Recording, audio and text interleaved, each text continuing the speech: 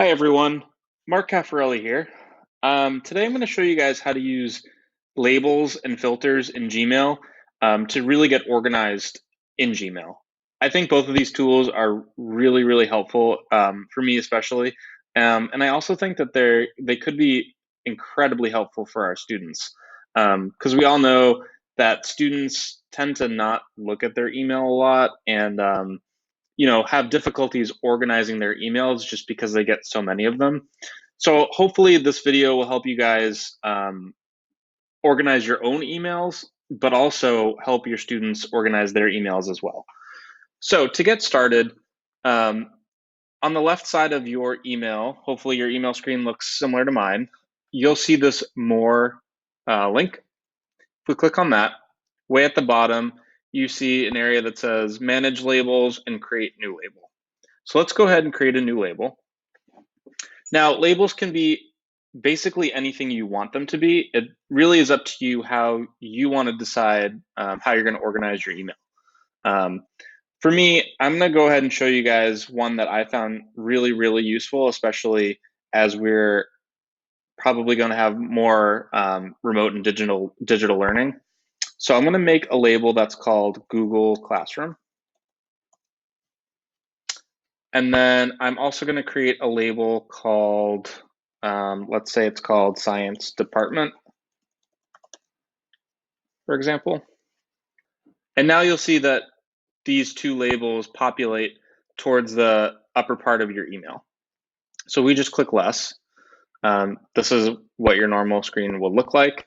And actually, you can go ahead if you want and change the color to something a little bit more interesting. So maybe for Google Classroom, we'll change the label to be something like blue. And Science Department, I'm going to change to a green. Doesn't really matter, anything that you guys like. The colors are going to be important in a minute, which we'll see. So right now, the labels really aren't doing much of anything. If you are really on top of your emails, you can manually assign certain emails to certain labels, which I'm going to show you how to do. So for example, this email that I have right here, there's not a whole lot of emails in this mailbox because I just created this email account. But you can imagine your own email boxes, I'm sure, fill up your whole screen. And in fact, they probably go on to multiple pages. So if you are very organized, you can categorize emails as they come in by simply doing pretty much a couple steps. You're going to click on this box on whatever email you want to categorize. And then at the top of your screen, you're going to see a bunch of these options, which I've talked about in previous videos. But in this one, you're going to go all the way over to the right where you see this labels icon. Then we're going to click on that. Now, sometimes your emails might already be categorized as something, which is totally fine. In this case, let's remove the label that Google already applied to this email as updates. And for this just tutorial, I'm going to apply the label of Google Classroom to this email. But you can easily see that we can also assign it to the Science Department if we want. But for this purpose, let's just assign it to Google Classroom, and we'll click Apply. So now what's really cool is that this email has this tag of Google Classroom associated with it. So it's really easy to see in your mailbox which emails belong to which categories. And actually, you can go over to the left-hand side of your email, and if you actually click on that label, it will bring up all the emails that are associated with this label. So far I only have one, but you can imagine if there are a bunch of emails which I've labeled as that label, then they'll all populate here. And we could just as easily change the label to Science Department if we wanted by rechecking the email, coming up to labels, unselecting Google Classroom, and selecting Science Department. All right, and now we've changed it to that. Actually, you can even assign multiple labels to an email. Sorry, that was kind of quick, but I just went back to labels and I checked off Google Classroom as well. And now this email is associated with both of these labels. So you can definitely have overlapping labels for sure. Now you might be wondering, why is having labels important? Well, if you are really on top of your emails and you like to categorize things, then this is a great option. But there's an even better and more efficient way to use labels, which I'm going to show you in just a second. So let's say that we want to categorize all of our Google Classroom alerts and assign them into the Google Classroom label. So I've just forwarded myself a test Google Classroom alert. So if I open it up, you'll see it looks very similar to any kind of alert that you might see in Google Classroom. So we can actually create a rule where whenever we get an email alert from Google Classroom, we can have that automatically categorized and labeled as this Google Classroom label.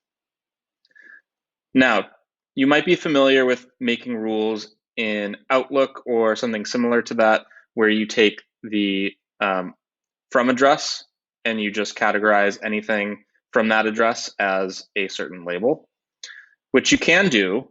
However, for Google Classroom alerts, you cannot do that.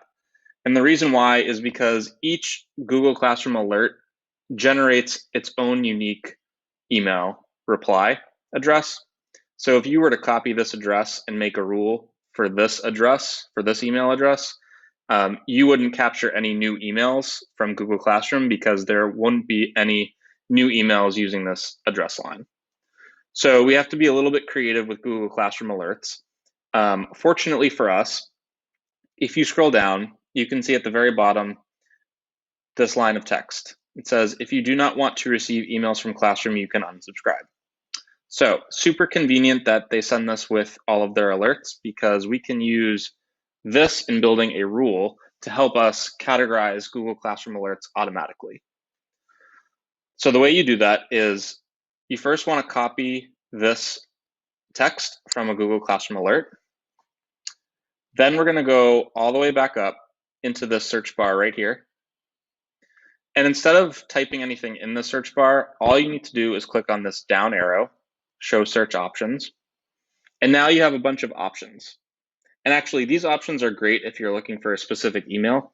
But for the purpose of what we're doing today, instead, we are going to paste what we just copied into this field line, has the words. Okay. And if you did a simple search here, you would simply pull up all of your Google Classroom alerts. Instead of clicking search though, we want to create a filter.